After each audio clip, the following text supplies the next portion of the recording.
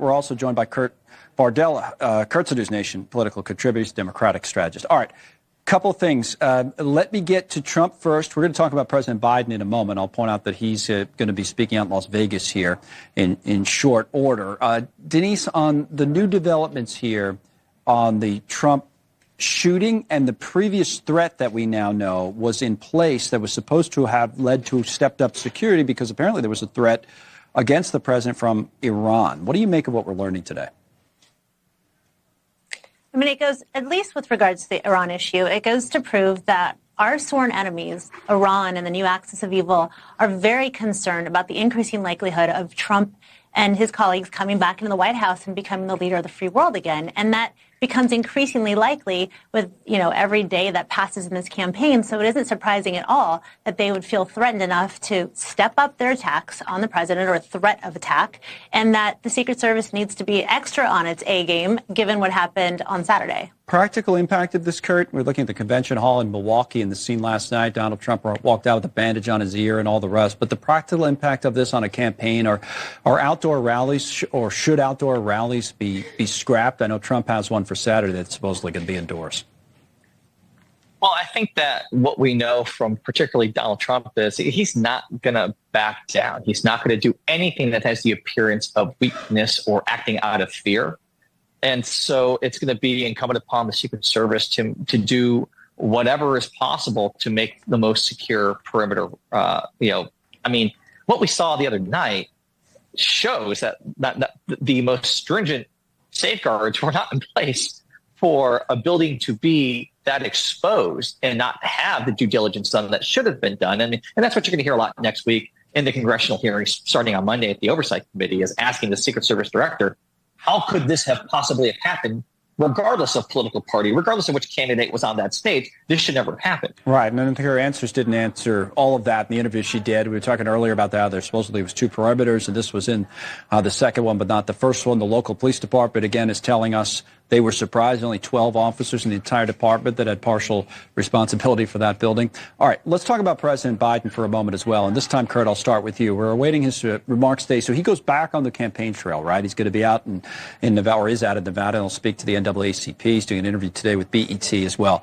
Now, what I want to bring up, and I'll put it up on the headline, is this report from Axios, which I think was interesting, and there's been more to it today. So what Axios reported was the DNC planning to run out the clock for Biden. And essentially the point was in their report is that they're going to nominate him early. They want to get him on the ballot and everything, right? And then apparently some, and maybe you could fill us in on this, some congressional Democrats today are not thrilled with this, and maybe the talk of getting Biden off the ticket is not over after all. What are you hearing?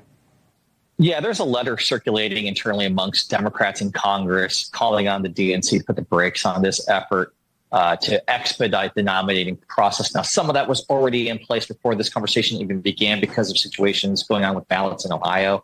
And so some of that is perfectly legitimate. But I think ever since the debate, Democrats have real questions, and they've not seen enough yet to assuage those concerns. And frankly, I think that the idea that this image, this iconic image of Donald Trump with his fist in the air seconds after being shot at, right, just kind of highlights the divide that exists between the perception of a very strong Donald Trump and a very weak and frail Joe Biden. So you think, real quick, Kurt, and I'll go back. Sorry, Denise, I'll go back to Denise. But you still think, as a Democrat, there's a chance that they're going to push hard to get him off the ticket, that talk's not over? I think coming out of the convention, if polling shows a massive spike for Donald Trump, that conversation will restart real quick. And that could, I don't know, we're getting into hypotheticals, which is all we were doing, Denise, for a few weeks before the tragic events of the assassination attempt on Saturday kind of reset our whole conversation. But what about from your perspective? The Republicans all week long kind of building up their candidate. So last night was a dramatic moment, of course. We have Wednesday and Thursday to come with the big speeches. Yeah. If Kurt's right, then you could have the race reset again. I don't know. What do you expect? I think it's ironic that this party, the Democratic Party, that is focused so much on preserving democracy and the will of the people and ensuring that that's, fought for and defended, is fixing their own convention because they're concerned about the weakness of their own candidate. The irony is so obvious to anyone, including Democrats, that they're being gaslit and having a candidate forced upon them that they don't want. 70% of Americans have spoken. They have said that they don't want President Biden at the top of the ticket, and they don't want him leading the country. And so until Republicans, but as a Republican, you probably would rather see him strategically at the top of the ticket. That's the matchup, obviously. I want to see. Here's what I'd like to see. I'd like to see a real contest of ideas. I want to see the best candidate for our country. I'm not so blindly partisan that I just want to see one side sweep the other one off their court because of unforced errors. I'd like to see a real genuine talk about policy issues as opposed to personalities.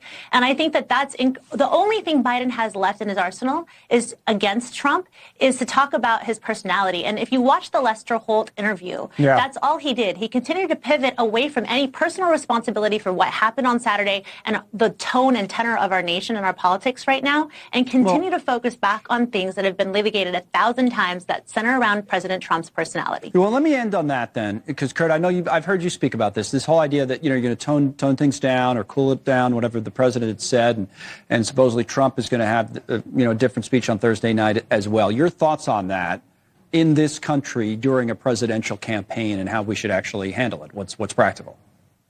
There is zero chance that everything's going to be toned down. That's just not where we are as a country. You look at in the immediate aftermath of the shooting, you had Republicans like J.D. Vance, frankly, out there already blaming Democrats, Joe Biden, for the shooting, even though, let's just be very clear, there is zero evidence that the shooter was politically motivated at all. That does not exist. The idea that Biden's rhetoric is why this happened is, in my opinion, a complete falsity. There's no evidence to back that up. What we do know, what is certain, is that the political rhetoric in this country has been escalating. It has been getting ugly. It has been getting vitriol. And that's not going to change overnight. It's not going to change when really the ringleader of that type of vocabulary for the last 8 years has been Donald Trump.